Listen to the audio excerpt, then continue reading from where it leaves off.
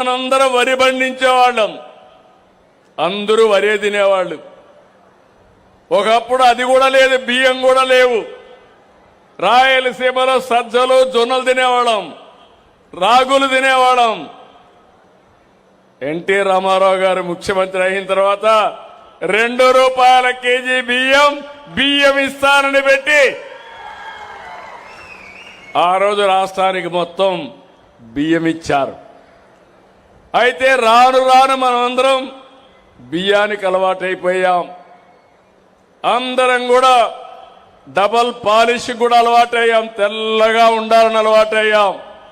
దీనివల్ల మన ఆరోగ్యానికి మీరు చూస్తే కార్బోహైడ్రేట్స్ తింటున్నాం.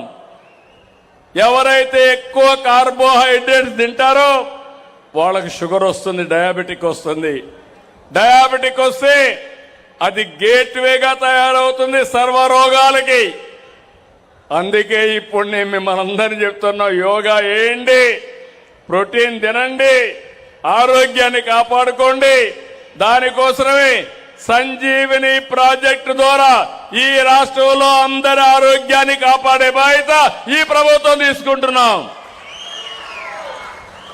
ఇలాంటి సందర్భంలో డిమాండ్ డ్రివన్ ప్రపంచం అంతా పరిస్థితులు మారాయి, దేశం అంతా మారాయి, ఆహార ఉత్పత్తులు పెరిగిపోయినాయి. ఇంకా 2-3 సంవత్సరాలకు సరిపోయే ఆహార ధాన్యాలు నిల్వ ఉన్నాయి. గోడౌన్స్ అన్ని ఫుల్ అయిపోయినాయి. ఏం చేయాలనో తెలియని పరిస్థితి. భవిష్యత్తులో ఇంకా పెరుగుతాయి. మీరు ఈ విషయం గుర్తుపెట్టుకోవాలి. ఎక్కువ దిగుబడి వచ్చే వంగడాలు వస్తున్నాయి. రెండోది కూడా ఎక్కడికక్కడ నీటి ఇరిగేషన్ ప్రాజెక్టులు పెరుగుతున్నాయి. ఒకప్పుడు తెలంగాణలో నేను ముఖ్యమంత్రిగా ఉన్నప్పుడు ఆంధ్ర అంటే వరి, తెలంగాణ అంటే మెట్ట పంటలు. ఇప్పుడు ఆంధ్రాని డామినేట్ చేసి తెలంగాణ మొత్తం వరికి వెళ్ళిపోయారు. కానీ ఇక్కడ నేను ఒకటే ఆలోచించాను, మీరందరూ గుర్తుపెట్టుకోవాలి.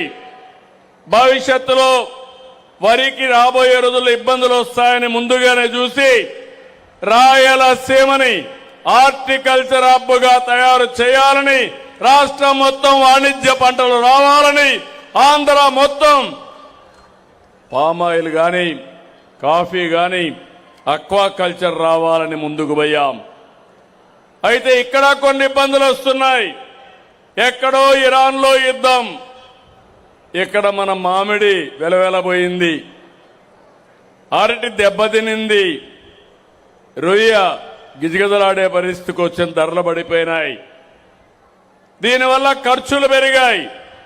అయితే నేను ఒకటే ఆలోచిస్తున్నాను, రైతులు ఇబ్బందుల్లో ఉన్నప్పుడు మీనమేషాలు లెక్కేస్తే రైతాంగాన్ని కాపాడుకోలేం. కాబట్టి ఎంతైనా పర్వాలేదు, మిమ్మల్ని కాపాడడానికి ఈ ప్రభుత్వం ఎప్పుడూ ముందుంటుంది. మొన్నే చెప్పాను, ఎవరైతే మన ప్రాన్ రైతులున్నారో అక్వా రైతులకి ఒకేసారి ₹12 కేజీ ధర పెంచితే, ఫీడ్ పెంచితే కాదు, ₹8కే పరిమితం కండి, ₹4 తగ్గించమని చాలా స్పష్టమైన ఆదేశాలు ఇచ్చారు. ఈరోజు తోతాపూరి మామిడి అమ్మలేకపోతే పోయిన సంవత్సరం మొట్టమొదటిసారిగా ₹4 కేజీకి ఇచ్చాం. ఈ సంవత్సరం కూడా ఒక్కొక్క మెట్రిక్ టన్నుకు ₹4,000 ఇచ్చిన ప్రభుత్వం ఎన్డీఏ ప్రభుత్వం. ఇంకొక పక్కన ఏదైతే ఇక్కడ మీరు చూస్తే పొగాకు సమస్యలు వచ్చాయి. పోయిన సంవత్సరం 295 కోట్లు ఖర్చు పెట్టి బర్లీ తుబాకుని ప్రభుత్వం కొన్నాం. ఈ సంవత్సరం మళ్ళీ మామూలు టుబాకో కూడా పొగాకు కూడా ఎక్కువ వేశారు. దీనివల్ల ప్రొడక్షన్ పెరిగింది, రేట్లు పడిపోయినాయి. ఆక్షన్లో భాగస్వాములు కాకుండా వ్యాపారస్తులు కూడా అటు ఇటు ఉండే పరిస్థితికి వచ్చారు. నేను స్పష్టమైన ఆదేశాలు ఇచ్చాను. 200 రూపాయల కంటే తక్కువ కొనడానికి వీలు లేదు. రెండోది, వచ్చిన పొగాకు ప్లాట్ఫామ్ మీదకి 100% కొని తీరాలని ఆదేశాలు ఇచ్చా. రేపో ఎల్లుండో ఢిల్లీకి కూడా ఒక టీమును పంపిస్తా, కేంద్రంతో మాట్లాడతాం. రైతులకు మేలు జరిగే ఏ పనైనా చేసి మిమ్మల్ని కాపాడుకునే బాధ్యత ఈ ప్రభుత్వం తీసుకుంటాం. ఇలాంటివన్నీ కూడా చేసి మనం ముందుకు పోతున్నాం. నేను మిమ్మల్ని అందరినీ ఇంకొక విషయం కూడా మళ్ళీ కోరుతున్నాను.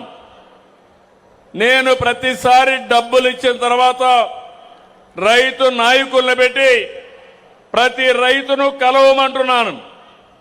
నేను డబ్బులిచ్చామని చెప్పడానికి కాదు, రైతుని కాపాడుకోవాలి, శాశ్వత పరిష్కార మార్గం చూపించాలి. అందుకే 3 కన్సల్టెంట్లు పెట్టుకున్నాం. ప్రపంచమంతా అధ్యయనం చేస్తున్నాం.